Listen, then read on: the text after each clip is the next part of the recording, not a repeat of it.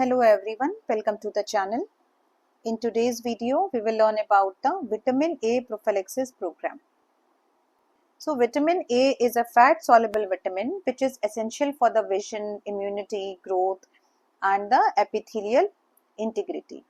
What are the sources? Sources of Vitamin A can be animal foods or it can be obtained from the plant foods.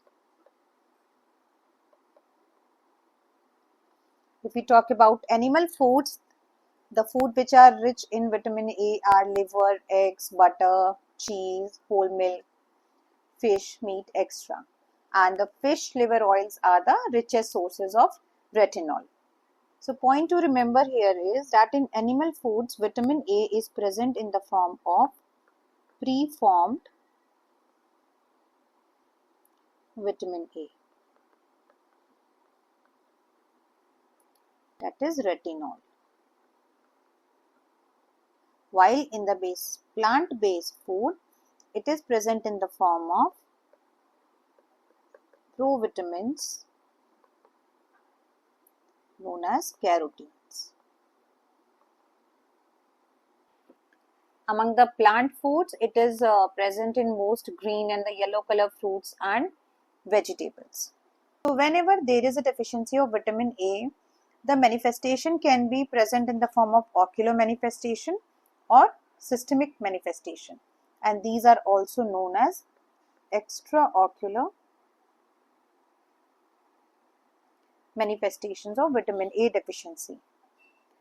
So as it is required for the formation of rhodopsin, its deficiency causes various ocular manifestations like night blindness, conjunctival xerosis, xerophthalmia, white spots, keratomalacia and corneal ulceration.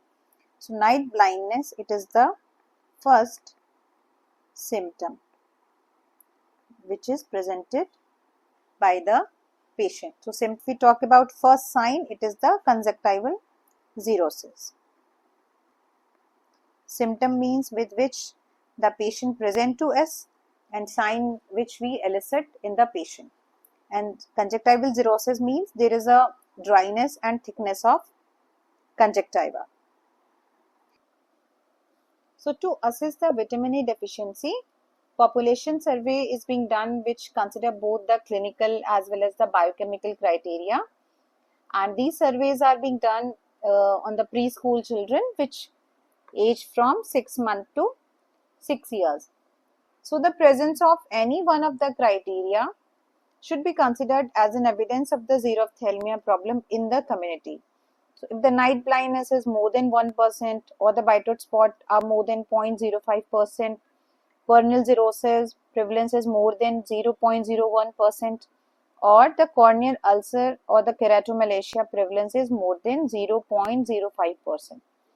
These values are important and they are often asked in the MCQ. We will see the evolution of the program. This program was started in the year 1970 as a national prophylaxis program against the nutritional blindness, and then it targeted the children from 1 to 5 years. Later on, it is being integrated into the RCH program under National Health Mission, being delivered through health facilities, outreach session and through Anganwadi centers. The objectives of this program is to prevent the nutritional blindness due to vitamin A deficiency and to reduce the morbidity and the mortality from common childhood infection, and at the age of 5 years is the target group. Now coming to the dosage and the schedule of Vitamin A Prophylaxis Program. Under the National Immunization Program, total 9 doses are being given to the children. The first dose is given at the age of 9 months along with the measles rubella vaccine. The dose is 1 ml and it is equivalent to 1 lakh international unit. Second dose is given at 16 to 18 months when the child comes for the boosters, and it is given along with the second dose of measles rubella vaccine. Here the dose is 2 ml which is equivalent to 2 lakh international unit. Then subsequent doses are given at the gap of 6 months till the age of 5 years. And now the dose will remain same, that is 2 ml everywhere. and it is given either during the Village Health and Nutrition Day celebration or during the outreach activity. So we should remember the dose of vitamin A as, if the age is less than 1 year, the dose is 1 ml. If the age is more than 1 year, then the dose will be 2 ml. So first dose is of 1 ml. Then after 1 year, every dose is your 2 ml. And why we have maintained a gap of 6 months between the subsequent doses? Because vitamin A is a fat soluble vitamin, and if it is given in excess, it may lead to the toxicity. So in the previous slide, I have mentioned that it is to be given with the help of a spoon. So this is your plastic spoon applied along with the vitamin A solution. Through this, we measure the amount of vitamin A to be given. Two marks can be seen. There is one inner shallow mark. If we fill till here, it is equivalent to 1 ml. And if we fill the spoon completely, then it is equivalent to 2 ml. So retinyl palmitate in oil-based syrup is used in the solution, and it is supplied in 1 lakh international units per ml concentration, and it is always administered with the help of a measuring spoon which comes with the solution. As you can see, the bottle is amber colored, so it should be kept away from direct sunlight, and the shelf life of sealed bottle is 1 year, and if the bottle is opened, then it is to be used within 6 to 8 weeks.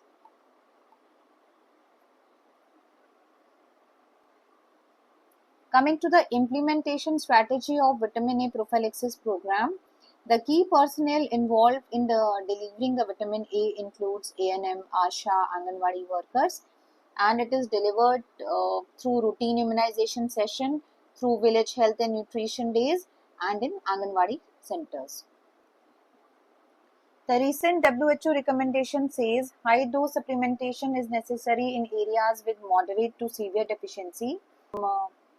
Dietary diversification to increase the vitamin A intake from the natural sources like green leafy vegetables, yellow, orange fruits, or the animal sources. Although the prevalence of vitamin A deficiency is declined drastically in India, but India continues universal supplementation along with the food-based and horticulture-based interventions, food fortification, and the capacity building of the functionaries for the elimination of vitamin A deficiency. So high dose supplementation will come under short term actions. Diet diversification and food fortification, all these will come under medium term action. And what can be the long term action if we want to eliminate vitamin A deficiency? So long-term actions include the reduction or the elimination of factors that contribute to the ocular disease, like we are asking people to consume generously dark green leafy vegetables, and promotion of breastfeeding for as long as possible, and improvement in the environmental health, such as ensuring safe and adequate water supply,